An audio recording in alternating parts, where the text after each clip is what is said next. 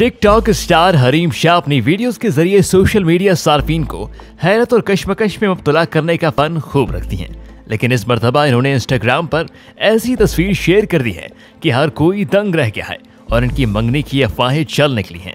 तफसीलात के मुताबिक सोशल मीडिया पर ज्यादा मुतहर्रिक रहने वाली मुतनाज़ टिकटॉकर हरीम शाह ने अपनी तस्दीकशुदा इंस्टाग्राम अकाउंट पर एक खसूसी पोस्ट शेयर की है। हरीम शाह ने अपनी इंस्टा पोस्ट में एक तस्वीर शेयर की जिसमें एक लड़के और लड़की का हाथ नजर आ रहा है। तस्वीर में देखा जा सकता है कि लड़के और लड़की दोनों ने अपने हाथों में मंगनी की अंगूठी पहनी हुई है। हरीम शाह ने इस पोस्ट के कैप्शन में कुछ नहीं लिखा, एक सवालिया निशान छोड़ दिया है। क्या वाकई हरीम शाह की मंगनी हो गई है?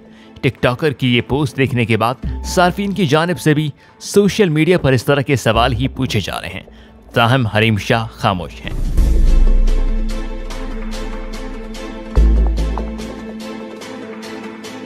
सब्सक्राइब करें धरती न्यूज यूट्यूब चैनल, पास ही मौजूद बेल आइकन को दबाएं और रहें धरती की हर खबर से बाखबर।